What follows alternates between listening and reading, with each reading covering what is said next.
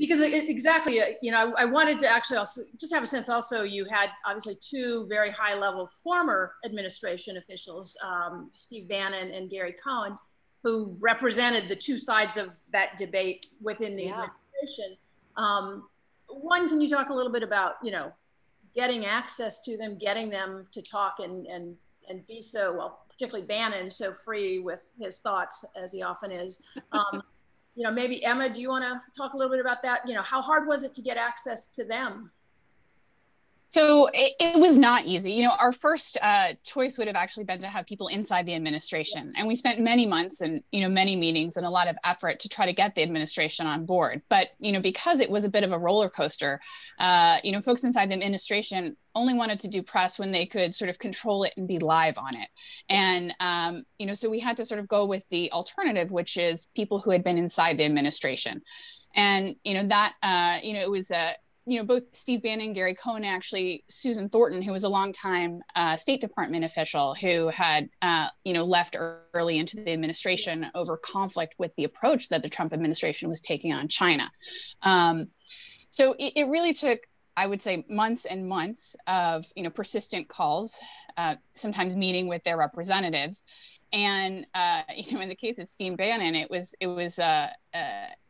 a bit of sort of a ping pong where he was going to be available one day in New York and another day in Washington. And, you know, there was an agreement in principle and you weren't sure if they were just going to sort of throw you around until, you know, you got past your air date, but eventually it did happen. And, you know, we were really grateful to be able to get folks that could help articulate that conflict inside the administration.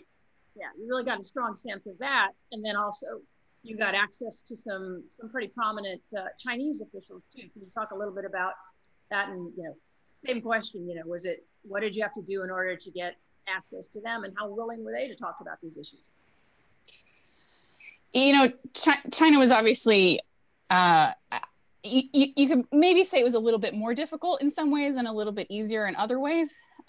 We sort of lucked out on the timing of when we were trying to reach out to the Chinese officials, because this was right before Trump had threatened to raise the level of tariffs. And the officials were scared. They were worried about what that was going to do to the Chinese economy, and were in the process of sort of courting the Western press in a way that they normally don't.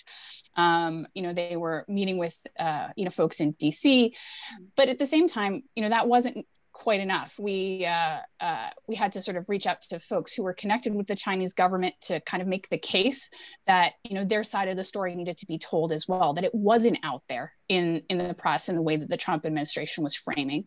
And then, you know, we kind of also stumbled upon this expo, which was about, you know, China talking about its sort of import and export market. And, you know, it both represented what was at stake in the trade war, but was something that Chinese government, which is not usually, you know, that press friendly, was, you know, willing to bring foreign journalists from all over into it. And that was a way that we were able to, you know, try to get visas so that we were able to get access, because it's not like we're inconspicuous walking around China with a bunch of, you know, foreigners and a lot of camera equipment.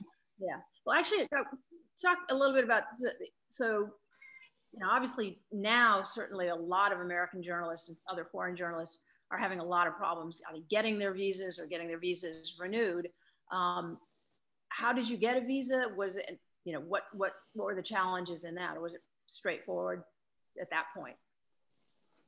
Nothing straightforward about getting visa. That's the word, but yeah. I think you know, it's again, what Emma was talking about. It was a long courtship. I think the Chinese you know, embassy here was very helpful. Frankly, we had some help over in China as well, in basically just convincing them that we wanted to go and tell the story and present their side of the story, because it wasn't something that we were seeing a lot here.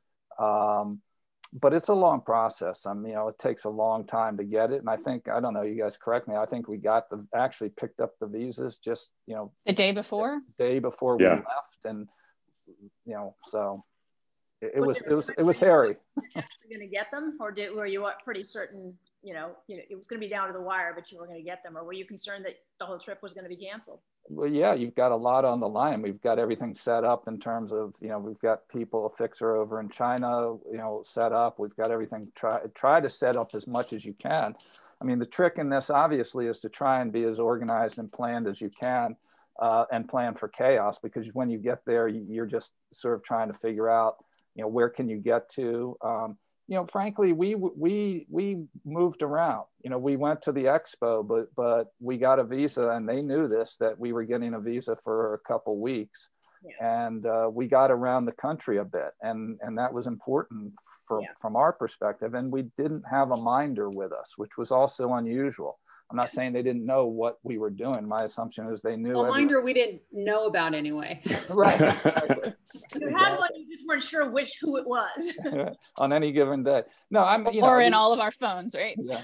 We assumed it. You know, we took got separate phones. We did all the sort of security, you know, that we could, but we also assumed that they knew what we were doing.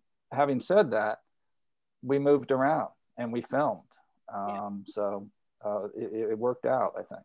Yeah, well, and actually, Fritz, I think you had mentioned that when we spoke briefly the other day, sort of what were some of the issues or challenges just in filming, and you had a lot of equipment.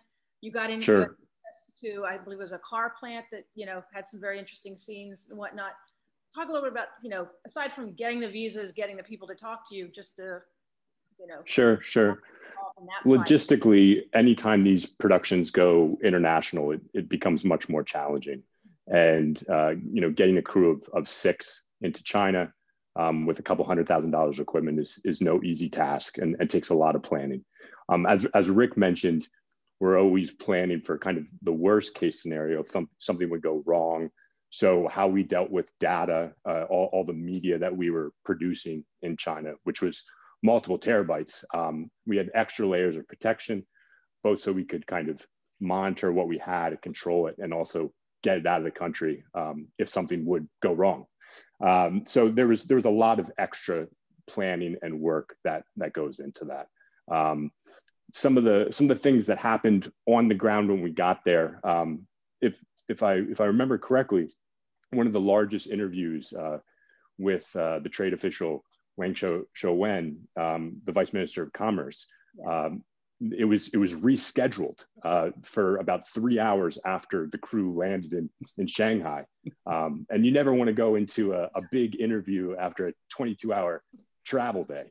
We ultimately were able to push that back. It was the next, yeah. And then it was like we had to walk a mile carrying all of our gear for a formal interview into the expo, because it had to be in this high security zone that you couldn't possibly get a car anywhere near.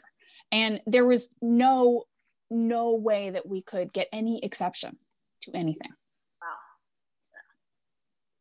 So lots of things that kept the crew on their toes. But ultimately, I think it went very well, and we were able to film in many amazing places, including that WM Motors car manufacturing facility.